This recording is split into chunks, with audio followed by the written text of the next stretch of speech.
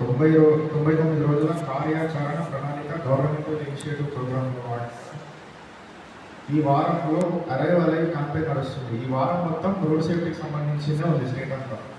So అది police డిపార్ట్మెంట్కి సంబంధించింది కాబట్టి మేము ఏం చేస్తున్నామంటే గవర్నమెంట్ ఒక రోడ్ సేఫ్టీ కమిటీ ఏర్పాటు చేయమని చెప్పింది విలేజ్లో. అది సర్పంచ్ అధ్యక్షతన ఉండాలి. అందులో 9 మంది సభ్యులు ఉండాలి.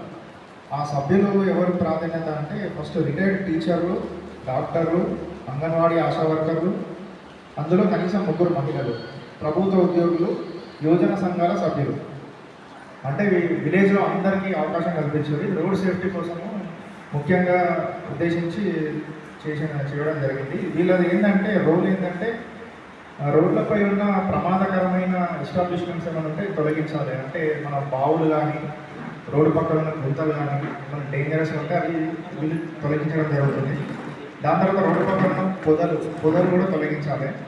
వీళ్ళు అవగాహన కార్యక్రమాలు చేపట్టాలి విలేజ్లో రోడ్ సేఫ్టీ గురించి. సో ఎందుకంటే వీళ్ళు ఎక్కువ విలేజ్లో ఉంటారు కాబట్టి, విలేజ్లో ఎక్కువ వీళ్ళకి ఐడియా ఉంటుంది కాబట్టి వీళ్ళు చెప్తేనే ఎక్కువ ఉంటారు విలేజ్లో. సో ఇది ఎందుకంటే ముఖ్యంగా ప్రజల ప్రాణాలని దృష్టిలో ఉంచుకొని ఇది ఇనిషియేటివ్ ప్రోగ్రామ్ చేయడం జరిగింది.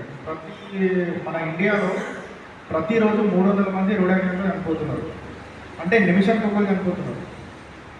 ఇది అంటే చాలా ముఖ్యంగా చాలా ఇంట్రెస్ట్గా తీసుకోవడం జరిగింది రోడ్ సేఫ్టీ అనేది. అంటే మామూలుగా వేరే మర్డర్ అదే దాంట్లో చనిపోవడం వేరే, కానీ ఈ రోడ్ సేఫ్టీలో అమాయకులు తప్పు చేయకుండా డ్రంక్ అండ్ డ్రైవ్ చేసి ఇతరులు రిస్క్ చేసేసి అమాయకులు చనిపోవడం జరుగుతుంది. మనకు తెలుసు, మన విలేజ్లో చాలామంది చనిపోయారు రోడ్ యాక్సిడెంట్స్లో.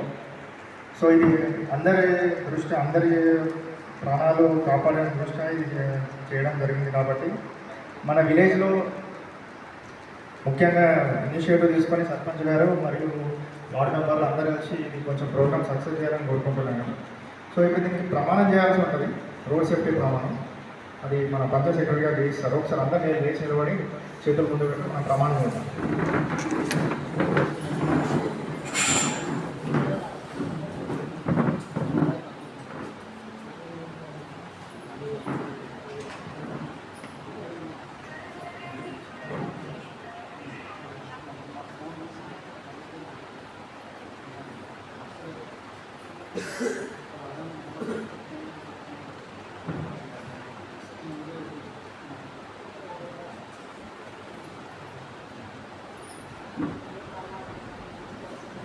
సరే, ఇప్పుడు ప్రమాణం చేద్దాం.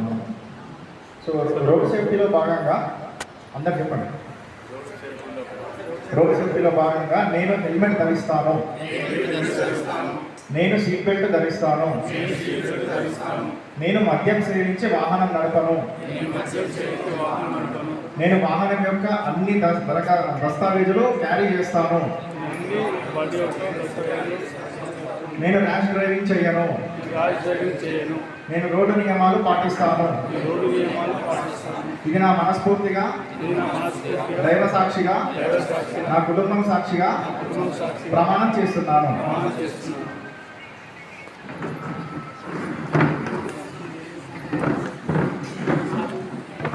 మనము ఇన్ని రోజులు హెల్మెట్ ఓన్లీ డ్రైవర్కే మనం ఇన్ని రోజులు వాడడం జరిగింది. ఇప్పుడు ప్రభుత్వం రాబోయే కాలంలో ఈ 2-3 రోజులలో సర్కులర్ కూడా యూజ్ చేయడం